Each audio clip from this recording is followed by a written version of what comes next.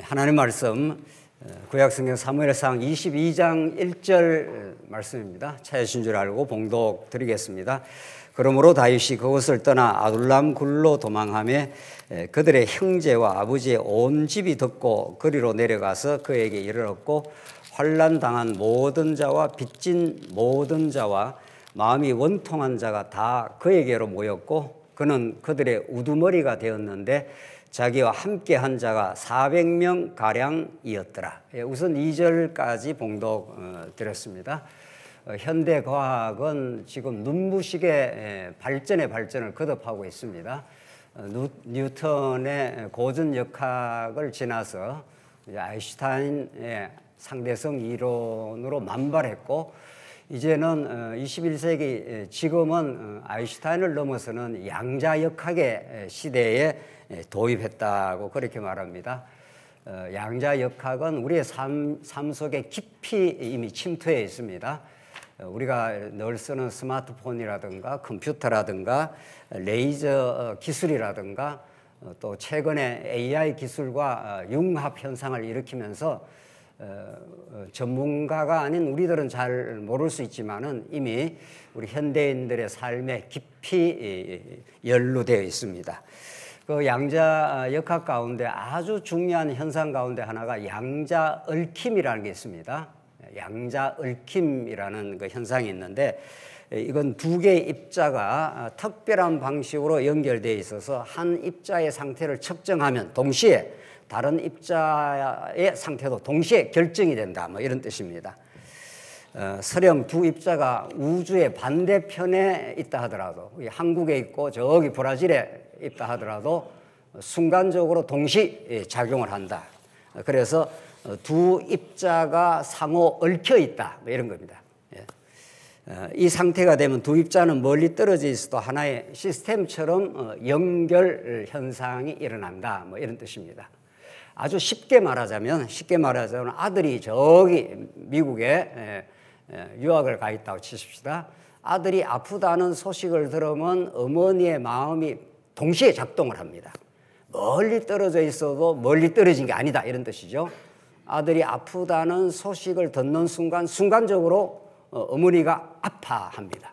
순간적으로 동시 현상이 일어나는 거죠. 그러니까 우리가 생각할 때 시공간적으로 멀리 떨어져 있다 이렇게 말을 하지만은 그것은 아주 소박한 이해일 뿐이지 양자 현상에 따르면 멀리 떨어져 있지 않습니다.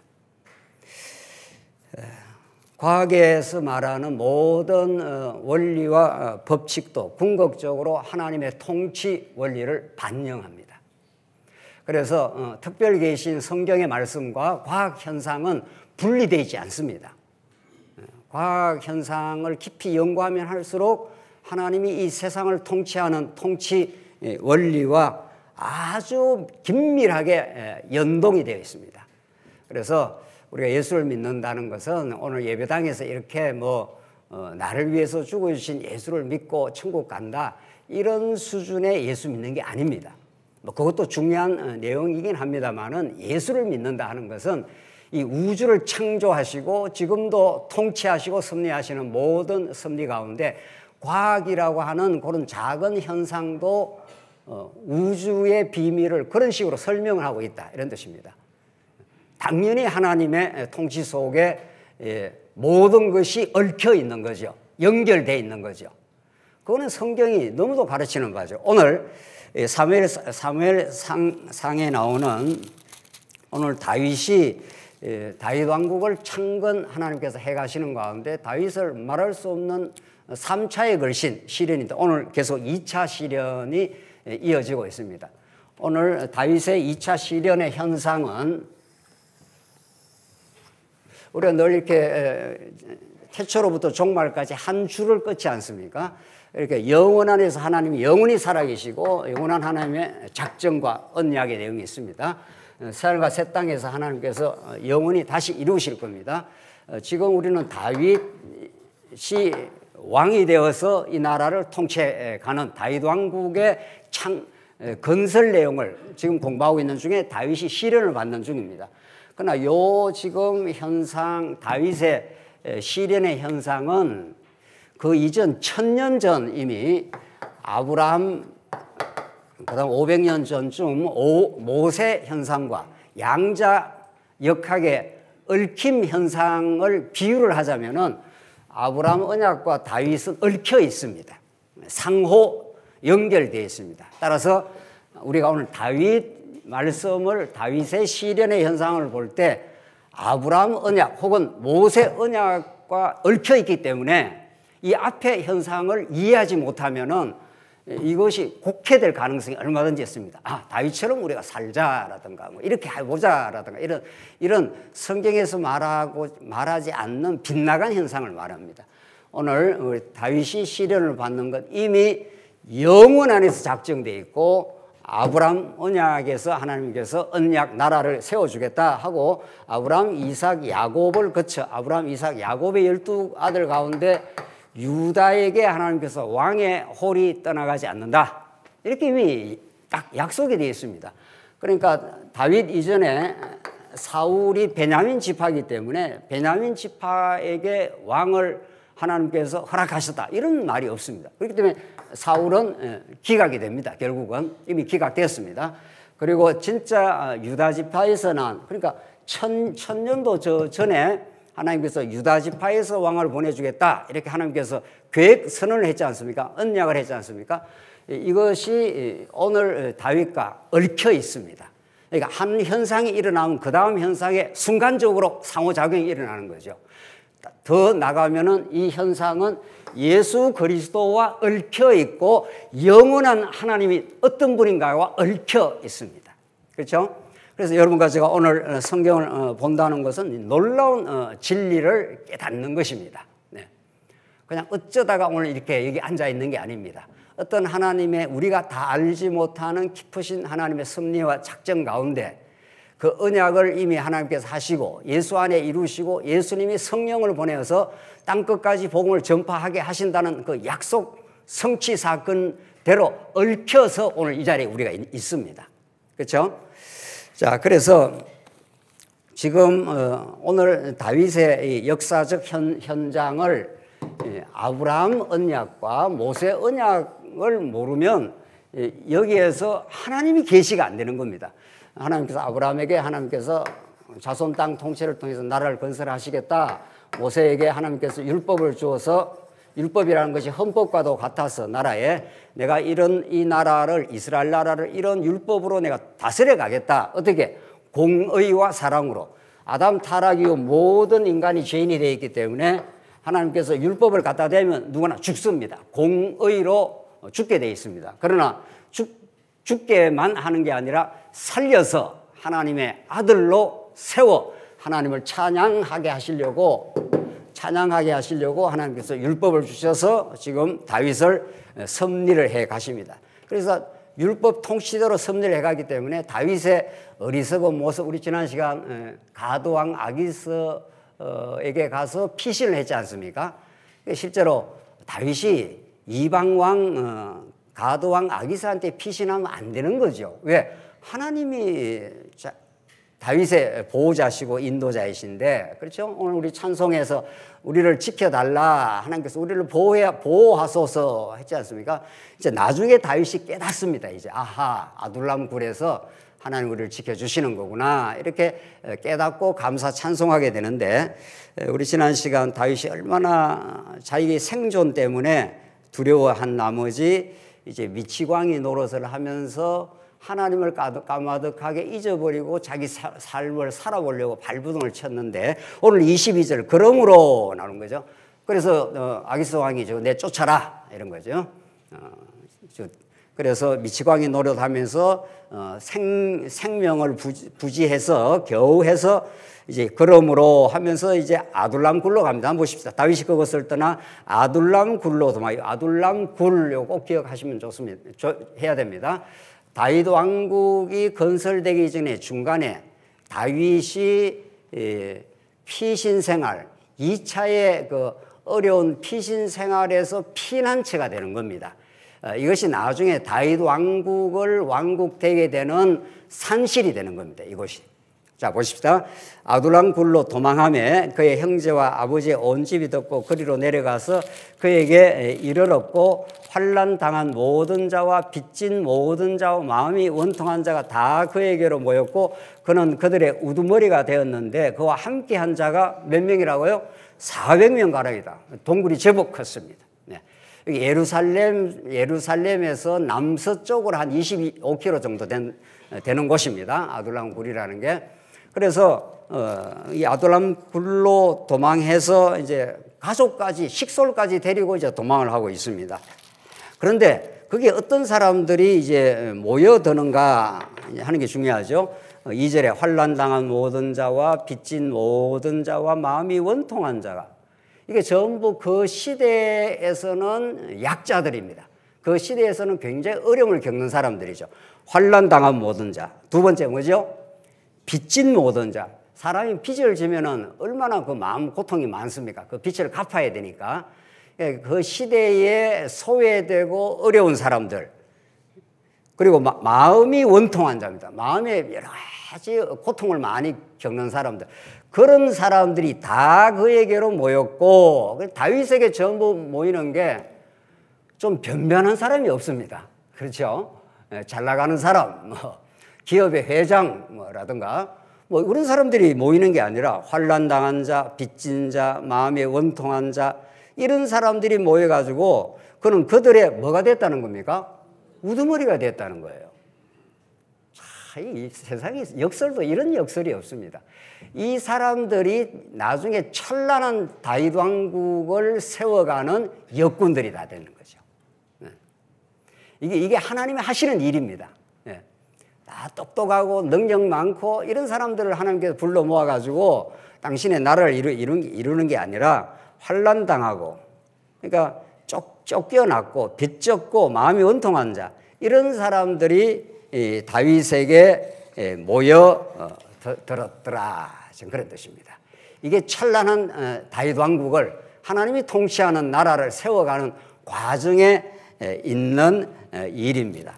이렇게 해서 다윗이 그 사람들하고 산적 두목 비슷하게 된 겁니다. 그러니까 어디 동굴에 어디 숨어가지고 사울은 기세가 지금 등등하고 잡히면 죽여버리겠다 하고 단창을 들고, 지금 사울은 기세가 등등한 그런 실세가 지금 눈을 호시탐탐 지금 다윗을 지금 잡아내려고 안테나를 지금 세우는 상태고, 다윗은 이런 별 볼 일 없는 인생들과 다 찢겨지고 낮아지고 힘없는 그런 사람들이 다윗에게 부름을 받아가지고 그들의 우두머리가 되어서 새로운 꿈을 꾸고 있는 거죠.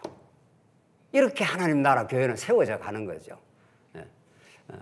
우리가 오늘 교회로 이렇게 모였다는 것은 대단한 내 어떤 세상에 내놓을 만, 세상에서 잘 나갈 수 있습니다. 세상에서 잘 나갈 수도 있고, 힘이 있을 수도 있고, 그것 자체가 좋다 나쁘다가 떠나서 영적으로 말해서 나는 예수 그리스도의 능력과 은혜가 아니면은 살 수 없는 빚진 자들입니다. 고통 많고 마음의 원통함이 많아서 예수께로 가야 참 위로와 새 힘을 얻을 수가 있습니다. 그런 하나님의 면면들을, 그런 영혼들을 틀림없습니다. 하나님의 교회는 그런 사람들을 하나님께서 부르셔서 예수 안에서 회복시키고 예수 안에서 위로를 받고 예수 안에서 담대하게 만들어가는 놀라운 하나님의 새로운 새 창조의 역사가 있는 거죠. 그래서 꼭 이 아둘람 굴이라고 하는, 그래서 하나님의 나라인 교회가 세워지는 과정에 아둘람 정신이라는 게 반드시 있는 겁니다. 아둘람에 피신한 그 사람들이, 힘없는 그 사람들이 다윗을 우두머리로 해서 회복되는 회복 프로그램이 이제 진행이 되는 거죠. 오늘 교회가 그런 거죠. 힘들고 원통하고 고통받는 사람들이 예수께로 예수를 우두머리로 해서 예수께 붙은 바 되어서 회복 프로그램이 진행되면서 위로를 받으며 새 힘을 얻으며 무장되며 강건한 하나님 나라의 전사로 만들어져가는 하나님의 놀라운 역사가 이 땅에 실현이 됩니다. 시편 57편으로 가보겠습니다.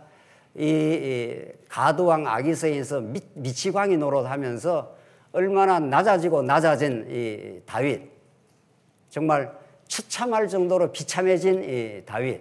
그래서 어쩌다 발 닿은 곳이 아둘람 동굴이었는데 그게 환난당하고 빚지고 마음이 원통한 그런 사람들이 울글울글 모여서 그곳에서 어떤 찬란하고 주옥 같은 시가 터져나오는 거 한번 보십시다. 시편 57편입니다. 시편 57편. 다윗은 때때마다 시련과 고통을 겪고 나서 너무도 아름다운 시가 터져나옵니다. 하나님께서 이 언약에 근거한 이 아름다운 시가 여러분과 저의 이 고단한 삶 속에서 만들어내는 시인데 57편 1절 보십시다. 하나님이여 내게 은혜를 베푸소서. 내게 은혜를 베푸소서. 두 번 반복합니다.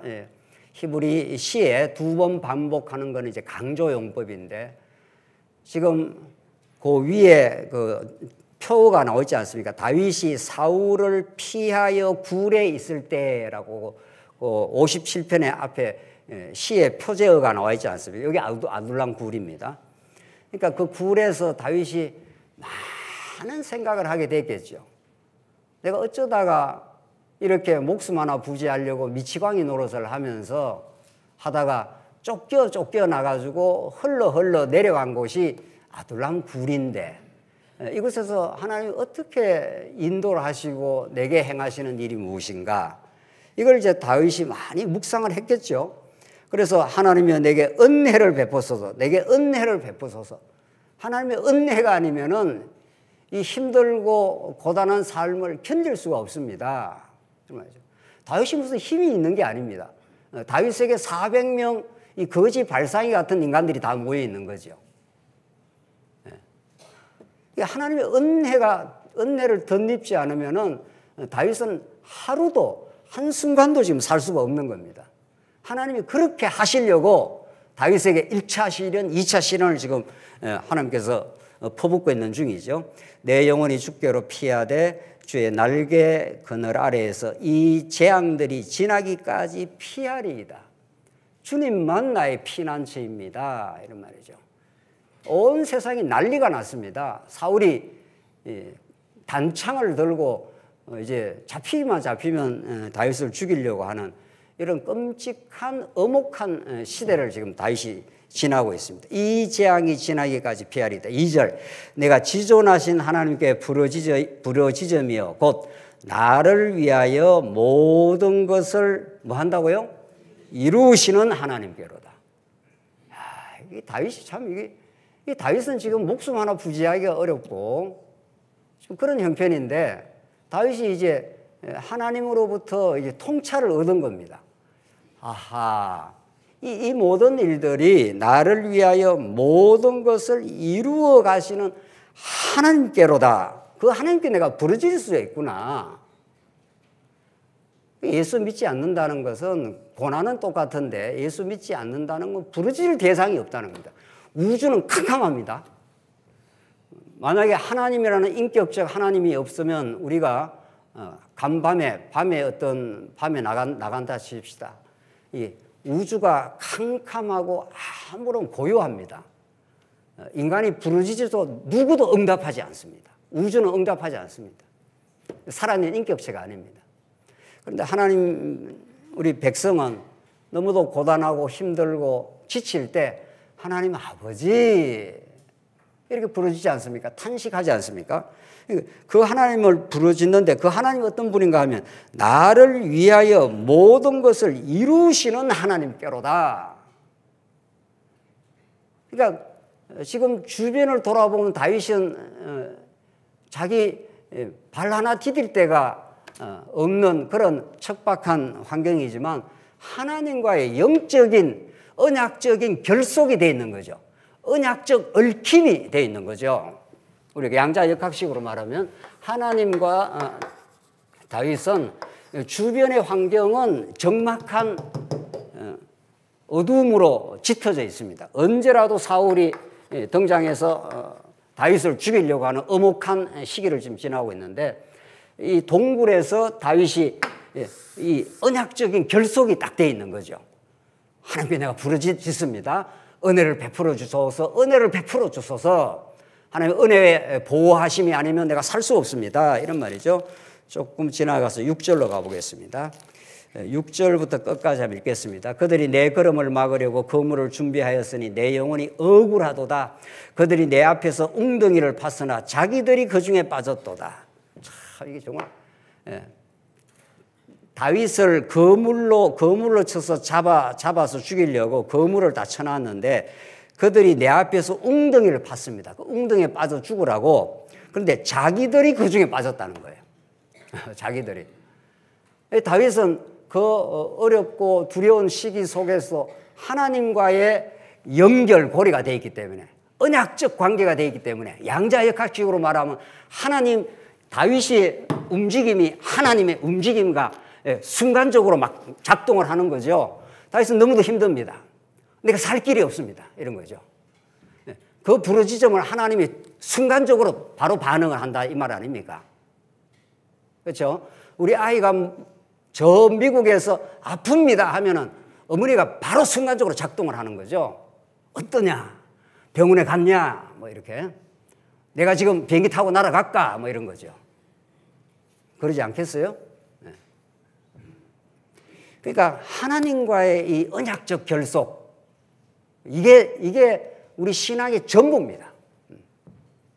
이걸 놓쳐버린다는가, 이 결속을 결속되게 하려고 성령이 찾아오신 거죠. 그래서 7절부터 다윗이 얼마나 놀라운 찬송이 터져나온가 한번 보십시오. 이 힘든 시기에 아둘람 굴에서 찬송이 터져나온다는 거죠. 7절, 하나님이여 내 마음이 확정되었고 내 마음이 확정되어서니 내가 노래하고 내가 뭐 한다고요? 찬송하리로다. 사람이라는 게 마음이 흔들리면 모든 게 다 흔들립니다. 마음의 창문을 통해서 세상을 우리가 보거든요. 예. 자기 마음이 괴로우면은 아침에 뭐 부부싸움하고 된통하고 출근하면은 세상이 다 무슨 빛으로 보이죠? 여러분이 이야기하셔야죠. 예. 푸른 빛이 아니라 무슨 빛? 잿빛, 으로 보이는 거죠. 그러니까 인간이 마음의 창으로 세상을 봅니다.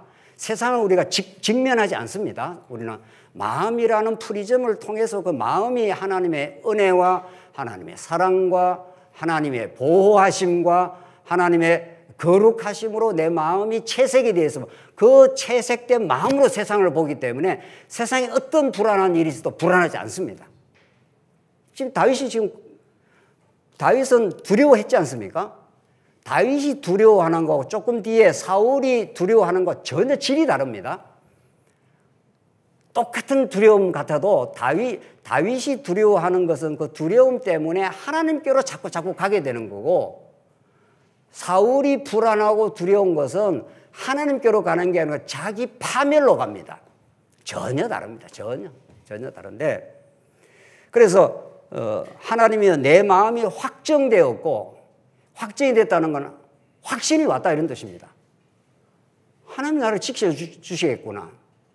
하나님이 나를 통해서 다윗 왕국을 세운다고 확정을 했으니 내가 아둘람 굴에서 이 고난의 세월을 지나고는 있지만 하나님이 반드시 세워주실 것이다. 마음에 확정이 딱 생긴 거죠.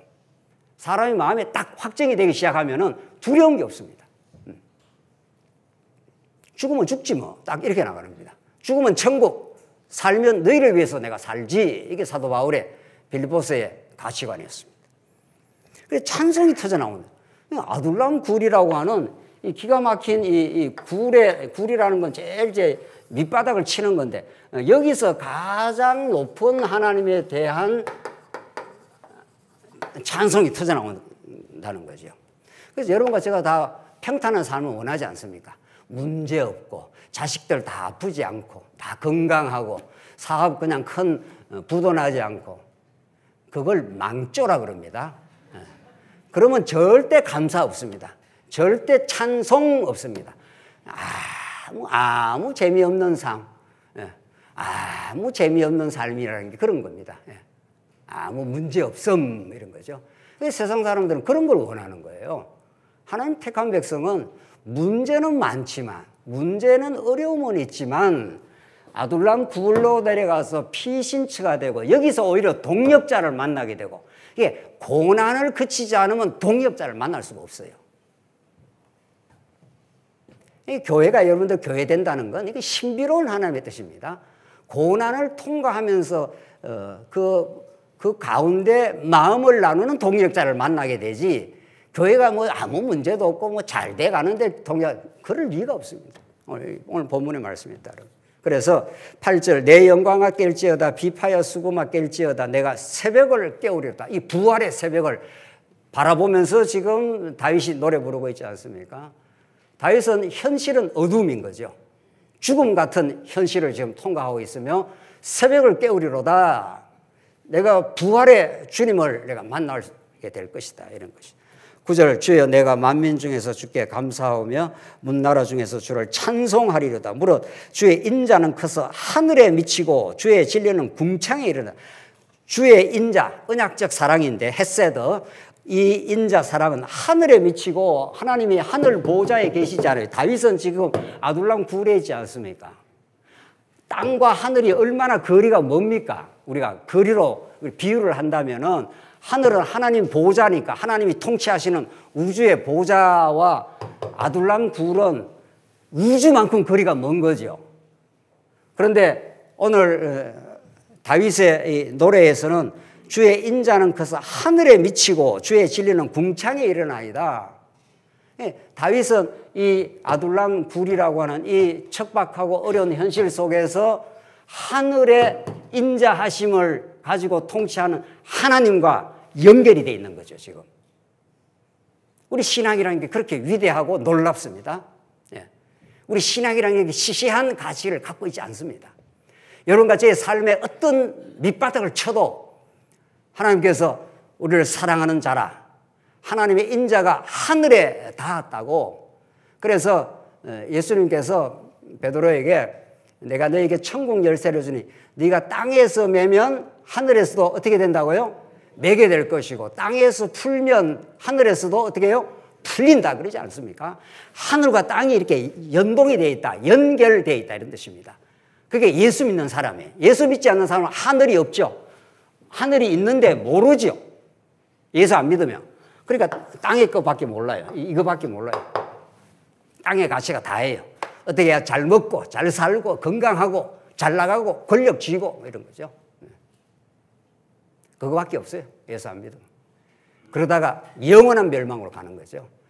여러분과 저는 고단하기도 하고 힘들기도 하고 쫓겨다니기도 하고 이렇게 아둘람 굴에 내려가 바닥을 치는데도 하나님의 인자가 하늘에 미치고 주의 진리가 궁창에 일어나있다. 하나님이여 주는 하늘 위에 높이 들리시며 주의 영광이 온 세계 위에 높아지기를 원하나이다. 이런 찬송이 어떻게 나옵니까? 세상에. 이 지금 힘들고 어려운 피신 생활 중에 주의 영광이 온 세계 우주 위에 높아지기를 원하나이다. 이런 찬송이 터져나왔지 않습니까? 기독교 신앙은 위대하고 놀랍습니다. 정말. 여러분과 제가 믿는 예수는 이런 분입니다. 하늘 보좌에서 지금도 우주를 통치하시면서 우리의 영혼들을 굽어 살피시고 우리의 현실을 너무도 잘 아십니다. 떠나가지도 않습니다. 우리가 우리의 감정에 너무 충실해서 힘들다 하는 것 뿐입니다. 신앙은 감정이 아닙니다. 감정과는 전혀 동떨어진 언약 성취의 하나님의 현실이고 그것이 우리에게 아름다운 감정을 만들어내는 것 뿐입니다. 이게 오늘 성경이 가르치는 다윗을 아둘람 굴에서 지금 인도해 가시는 그 섭리 가운데 터져나오는 하나님의 찬송입니다. 우리 하박국 3장을 한번 가보겠습니다. 하박국 3장도 거의 유사한데 하박국 3장 17절로 한번 가보겠습니다. 하박국 3장 바벨론이 쳐들어와서 남쪽 유다가 다 거들나는 현장입니다. 이게 하박국 그러니까 다윗이나 하박국 시대나 시대만 다르지 원리가 똑같습니다. 그런 가공할 만한 바벨론이 쳐들어와서 완전히 남쪽 유다를 썰어버리는 그 시기에 그 어렵고 힘든 시기에 17절, 3장 17절 하박국이 이렇게 노래 부릅니다. 무화과 나무가 무성하지 못하며 포도나무에 열매가 없으며 감람나무에 소출이 없으며 밭에 먹을 것이 없으며 우리의 양이 없으며 외양간에 소가 없을지라도 현실을 사는 우리는 이런 거 없으면 굉장히 괴롭지 않습니까? 그렇죠? 포도나무에 열매가 없고 감람나무에 소출이 없고 우리의 양이 없고 외양간에 소가 없으면 이거 구약시대 때 요즘으로 말하면 은행 통장 잔고가 없으면 이런 말 아닙니까? 그렇죠? 너무 힘들죠? 힘들지 않습니까? 솔직히 해야죠. 엄청 힘들죠? 힘든 건 사실이에요. 힘들지 않다 이런 게 아니에요. 예수 믿는 사람은 뭐 강철로 지어져서 어떤 어려움이 와도 아무렇지도 않다 이런 게 아니에요. 다윗은 굉장히 두려워도 했습니다. 두려움이 엄습을 했습니다. 그 두려움 속에 하나님이 붙들어 주시는 손길이 있고 두려움이 기화가 되어서 하나님께로 간 거죠. 그래서 이 하박국 선지자도 바벨론이 엄청나게 가공할 만큼 쳐들어와서 남쪽을 완전 초토화시키는 어려움이 있어서 우리의 양이 없고 외양간에 소가 없을지라도 힘들긴 한데 18절 나는 여호와로 말미암아 즐거워하며 나의 구원의 하나님으로 말미암아 기뻐하리로다. 기쁘고 즐거운 것은 현실이 내게 주는 게 아니다 이런 뜻입니다. 현실이 내게 기쁨을 주는 것은 잠시 기쁨을 주고 조금 있으면 사라집니다. 아파트 사서 들어가면은 엄청 기쁘죠. 한 달 지나면 더 큰 아파트가 눈에 들어오죠. 그렇죠? 저는 그렇더라고요. 저는 너무 막 힘들게 예배당 옆에 살다가 조그만 아파트로 가니까 제가 밤잠을 못 잤습니다. 하도 좋아가지고. 근데 한 달쯤 지나니까 그 기쁨이 눈 녹듯이 사라져가지고 왜 이렇게 아파트가 작아? 이렇게. 완전 허상입니다. 이 땅의 기쁨이라는 게. 그런데 오늘 이 본문의 말씀 나는 여호와로 말미암아 즐거워하며 나의 구원의 하나님으로 말미암아 기뻐하리로다. 그러니까 예수 안에서 항상 기뻐하라는 명제가 성립하는 거죠. 현실이 뭐 잘 돌아가서 뭐 기뻐한다 이런 뜻이 아니잖아요. 그러니까 이거는 하나님 주신 선물이지 우리가 노력해서 되는 일이 아닙니다. 그렇죠? 노력해서 되는 일이야. 자, 3절로 우리 사무엘상 3장 22장 3절 다윗이 거기서 모압 미스베로 가서 모압 왕에게 이르되 하나님이 나를 위하여 어떻게 하실지를 내가 알기까지 나의 부모와 나와서 당신들과 함께 있기를 청하나이다 하고 이게 무슨 말인가 하면은 다윗이 자기 부모님까지 지금 모시고 다녀야 됩니다. 그러니까 얼마나 부담이 많이 됩니까? 자기 한 몸도 지금 힘든데 그래서 내가 알기까지 나의 부모가 나와서 당신들과 함께 있기를 청하나이다 해서 모압 왕한테 우리 부모님들 좀 맡아달라 하신 그 말입니다. 4절 부모를 인도하여 모압 왕 앞에 나아갔더니 그들은 다윗이 요새에 있을 동안에 모압 왕과 함께 있었더라. 그러니까 다윗은 부모님도 짐이 되니까 모압 왕한테 좀 모압 왕이 좀 돌봐달라 하니까 모압 왕이 뭐 그렇게 하라 이렇게 해서 모압이라는 거는 유다 땅이 아닙니다. 그렇죠? 요단강 동평 땅입니다. 거기까지 가서 부탁을 해서 모압 왕이 이제 봐줬습니다. 그러면 이렇게 살아야 되지 않겠습니까? 그렇죠? 하나님이 좀 이런 거 정도는 그냥 허락을 해야 되죠. 지금 다윗은 자기 몸 하나도 피신하고 도망하기에 지금 부대끼는 판인데 부모님 정도는 이방 왕이지만 모압 왕한테 좀 의탁을 해서 지켜달라 해서 그렇게 있은 겁니다. 5절 그런데 보십시다. 선지자 갓이 다윗에게 이르되 너는 이 요새에 있지 말고 떠나 유다 땅으로 들어가라. 다윗이 떠나 헤렛 수풀에 이르니라. 이거 무슨 말입니까? 하나님이 이방 왕 모압 왕한테 의탁해서 살아가는 것을 못 보는 겁니다. 하나님이. 그렇죠? 그러니까 선지자는 하나님의 뜻을 전하는 사람이 다윗에게 나타나. 너 이 요새에 있지 말고 유다 땅으로 들어가. 여기가 유다 땅이고 여기가 모압입니다. 모압 땅입니다. 그러니까 부모님이 너무 짐이 되니까 모압 왕한테 가가지고 여기 좀 부모님 좀 있게 해달라 하는데 하나님이 이 꼴을 못 보는 겁니다. 하나님이 너 이방 왕한테 가서 아까 지난 시간에도 이방 왕 아기스 왕한테 가서 살려고 그랬지 않았습니까? 근데 신하들이 딱 눈치를 채고 저거 안 된다 해서 그래서 빠져나온 거죠. 그래서 여러분과 제가 하나님 외에 다른 것을 의지해서 살 때가 있습니다. 우리가. 그거 오래 못 갑니다. 그거 오래 못 갑니다. 하나님 우리를 사랑하시면 우리가 의지하는 그 대상을 하나님께서 제거해버리겠다 그래요. 지금 선지자 갓이 그렇게 말하는 겁니다. 다윗에게 이르되 너는 이 요새에 있지 말고 떠나 어디로 가라고요? 유다 땅으로 가. 이게 유다 땅입니다. 이쪽으로 가. 여기는 이방 왕이 통치하는 곳이야. 여기 가서 살려달라, 부모님 좀 봐달라 이렇게 하지 마라. 내가 너희를 지키는 유다 땅을 지키는 여호와 하나님이다. 지금 그 말이죠. 그 참 묘합니다. 그러니까 다윗이 편안한 꼴을 하나님이 어떻게 해요? 못 보시는 거죠. 현상적으로 보면은 좀 그래 부모님 좀 놔두면 다윗이 그래도 400명 자기 동역자들하고나 좀 마음 편이나 좀 지내지 말이죠. 하나님 못 보는 겁니다. 유다 땅으로 가. 유다 땅에서 내가 너를 보호해. 이런 뜻이에요. 유다 땅은 지금 사울이 단창을 들고 살리기가 번뜩번뜩하는 그런 땅으로 다시 들어가라는 겁니다. 참 그러니까 이게 우리 자식 사랑해가지고 자꾸 보호만 하면은 그거 자식 죽이는 겁니다. 따지고 보면은 군대 갈 때 되면 어떻게 해야 되죠? 군대 보내는 거죠. 보내야 이 자식이 이 어려운 세상살이를 차고 나갈 거 아닙니까? 살 거 아니냐고요. 그래서 제가 우리 교육자들한테 가끔 때가 되면 그렇게 이렇게 입버릇처럼 말합니다. 우리 교육자는 교회 제도를 의지하거나 그 교회 제도 보호받아서 사는 거 아니다.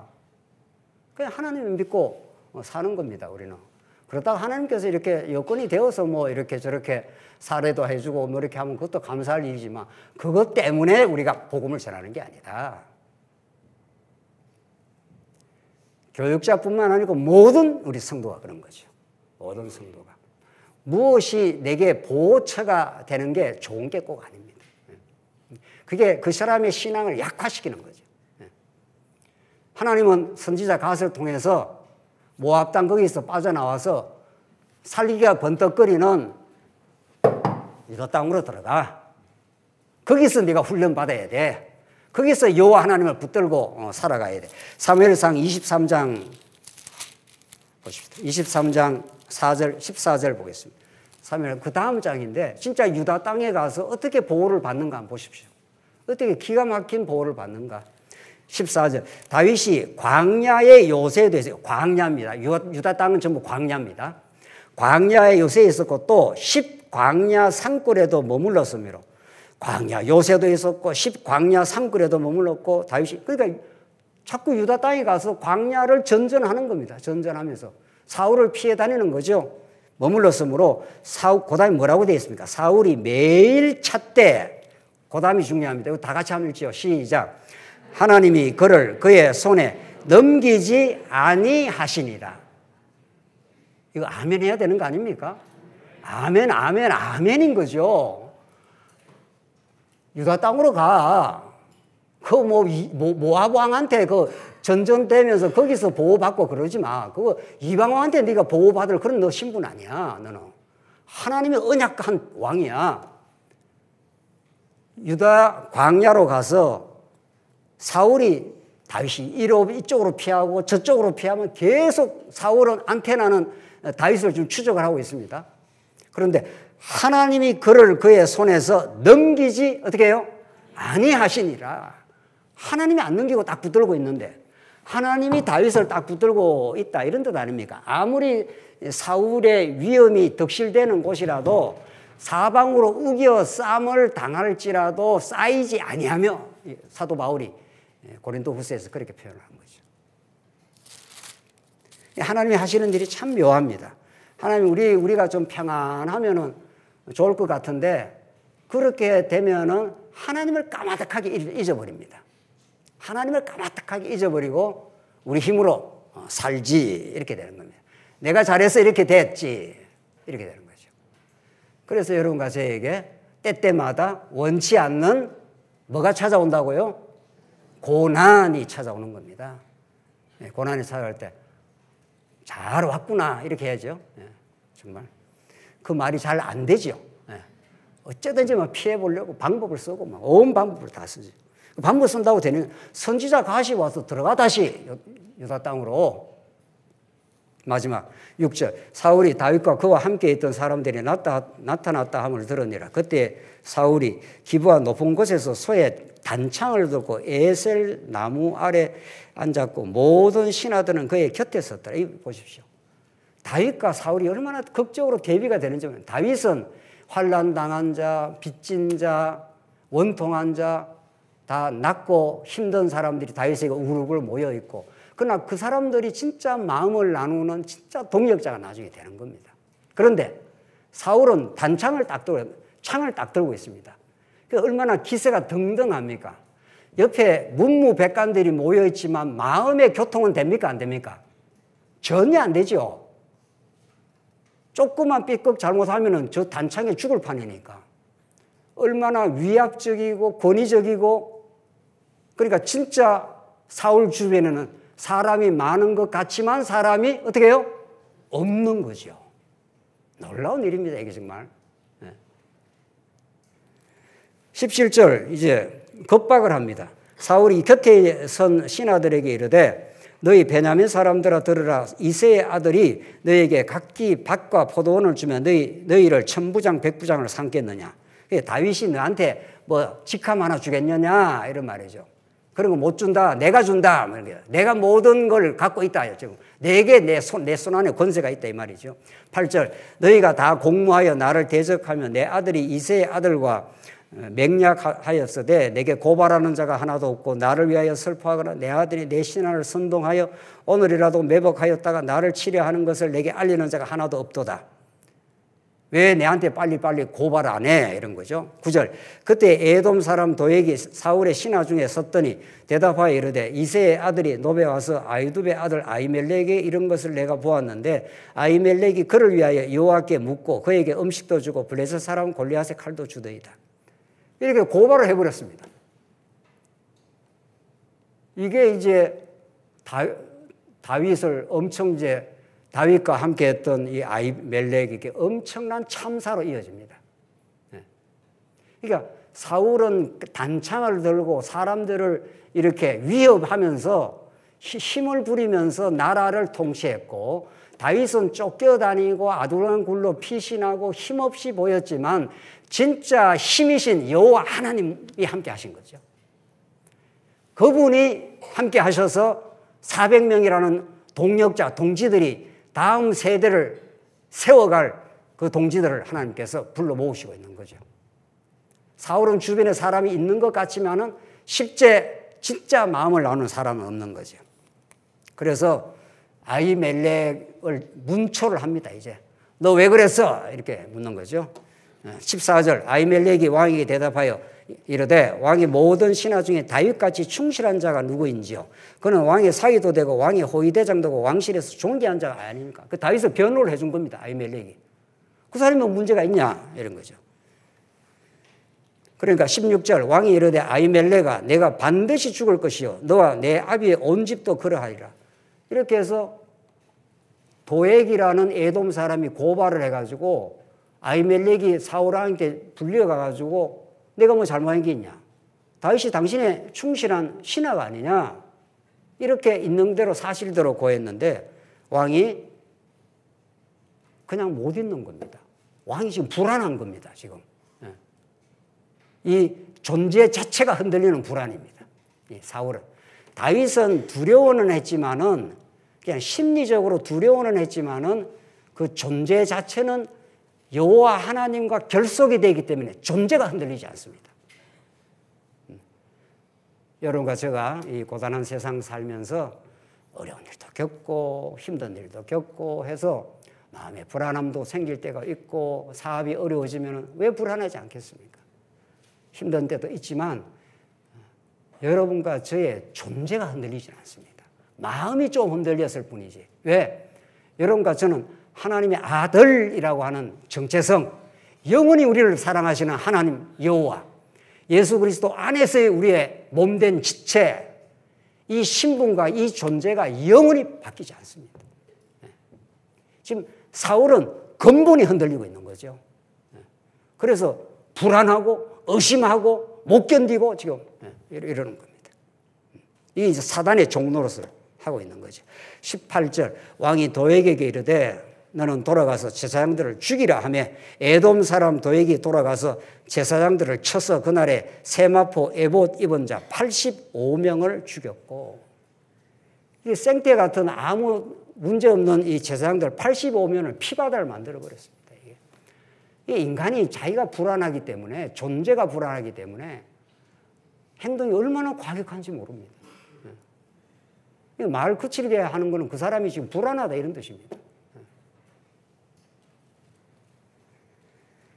하나님께서 이런 시련과 어려움을 겪고 그 중에 하나 85명이 죽고 한 사람 아비아달이 살아나는 기적이 일어납니다. 20절 읽고 정리하시죠. 아이두베 아들 아히멜렉의 아들 중 하나가 피하였으니 그의 이름은 아비아달이라. 그가 도망하여 다윗에게로 가서 사울이 여호와의 제사장들을 죽인 일을 다윗에게 알리매 다윗이 아비아달에게 이르되 그날에 에돔 사람 도액이 거기 있기로 그가 반드시 사울에게 말할 줄 내가 알았노라. 내 아버지의 집에 모든 사람이 죽은 것은 나의 탓이로다. 이게 왕이 진짜 면모 아닙니까? 아, 이게 내 때문에 이렇게 아비멜렉이 죽었구나 하면서 이 진정한 지도자는 그 따르는 사람들이 잘못했을 때 그 책임을 자기가 지는 거죠. 아, 이게 내 때문에 이런 큰 고통이 왔구나. 23절 두려워하지 말고 내게 있으라. 내 생명을 찾는 자는 내 생명도 찾는 자니 내가 나와 함께 있으면 어떻게 한다고요? 안전하리라. 85명이 죽고 아비아달 한 사람이 살아나서 다윗에게 이제 온 겁니다. 이 아비아달이 살아나지 않았으면 다윗 왕국이 제사장 나라가 될 수가 없어요. 아비아달이 나중에 제사장이 된다면 사독과 함께 사독 아비아달이 이 다윗 왕국의 제사장이 될 사람입니다. 이 사람이. 그러니까 다윗 왕국이 세워져 가는 가운데 이 대적인 사울에 의해서 다윗은 고난받고 죽을 고비를 넘기고 자기를 도와줬다고 해서 아히멜렉 85명을 쳐 죽인 거 아닙니까? 가인이 아벨을 쳐 죽여갖고 그 피가 땅에서 피가 하늘에 핏소리가 호소했다 그러지 않습니까? 그건 한번 찾고 결론 짓지. 마태복음 23장 35절 말씀. 마태복음 23장 35절. 그러므로 의인 아벨의 피로부터 성전과 제단 사이에서 너희가 죽인 바가랴 아들 사가랴의 피까지 땅 위에서 흘린 의로운 피가 다 너희에게 돌아가리라. 이게 장차 오실 예수 그리스도의 피를 상징하고 예표하는 거죠. 가인이 아벨을 죽였지만 하나님께 셋을 줘가지고 그 언약의 계보를 이어가신 여호와 하나님이 그 후대에도 많은 제사장들이 이 그릇된 왕에 의해서 많이 죽고 오늘 사울왕에 의해서 85명이 죽었습니다. 그러나 죽은 가운데 아비아달 한 사람을 살려내시는 하나님, 그래서 다윗 왕국의 제사장 나라를 만들어 가시는 그 하나님은 아벨의 피보다 더 우월하신 피, 누구 피죠? 예수 피를 통해서 이 땅에 하나님 나라를 건설하시겠다 이런 말이죠. 히브리서 여러분들 아시겠지만 이건 한번 확인해야 되겠습니다. 히브리서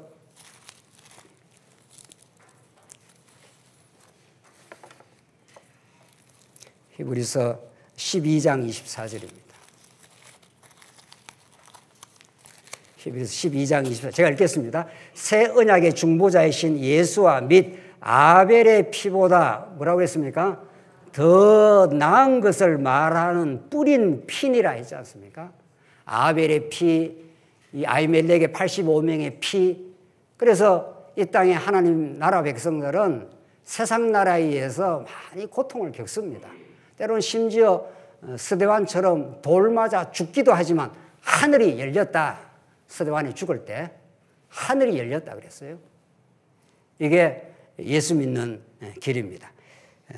새 언약의 중보자이신 예수와 및 아벨의 피보다 더 나은 것을 말하는 뿌린 피니라. 이 아벨의 피나 이 아히멜렉의 제사장들의 85명이 피 뿌린 피나 이게 전부 의로운 자들이 악인들에 의해서 당하고 고통받는 피이지만 궁극적으로 예수 그리스도가 악인들에 의해서 십자가에 피 흘려 죽지만 그 죽음이 우리에게 영원한 생명이 된 거죠. 부활이 된 거죠. 부활되려면 예수님이 어떻게 하셔야 됩니까? 십자가에서 어떻게 되죠? 죽어야 되는 겁니다. 그래서 우리는 죽음과 부활이 하나라. 예수님의 죽음과 부활을 통해서 영원한 생명, 영원한 나라, 우리를 영원히 사랑하심, 그걸 예수님께서 확증해 주셔서 우리는 예수와 함께 하나님과 화평을 누리며 사는 이 기쁨의 삶을 살게 하나님 만들어 주셨는데 우리의 삶의 현실은 환난은 인내를, 인내는 연단을, 연단은 마지막에 뭐를 이룬다고요? 소망을 이루어 가시는 그 하나님의 기이하고 놀라운 언약 경륜이 여러분과 저를 한 번도 떠나간 적이 없습니다. 오늘 다윗의 실현의 과정을 통해서 점점 더 언약적 결속이 하나님과의 얽힘 현상이 더 단단해져가는 하나님의 기이하고 놀라운 살아계신과 그 능력, 그 은혜가 여러분과 저에게도 한 번도 떠나간 적도 없습니다. 그 안에서 참된 기쁨이, 그래서 참된 승리가 있기를 간절히 바랍니다. 기도하십시다. 자비하신 하나님 아버지 은혜를 감사합니다. 다윗이 많은 시련을 겪지만 그 시련을 겪을수록 하나님의 뜻을 깊이 깨달아 참 새벽을 깨우는 그 감사와 기쁨이 있었던 다윗처럼 우리 예수님 이 땅에 오셔서 피를 뿌리지만 새 생명으로 살아나시고 부활하셔서 우리의 영원한 생명 되어 주셔서 너무도 감사합니다. 그 진리 안에 살게 하시옵소서. 예수님 이름으로 기도하옵나이다. 아멘.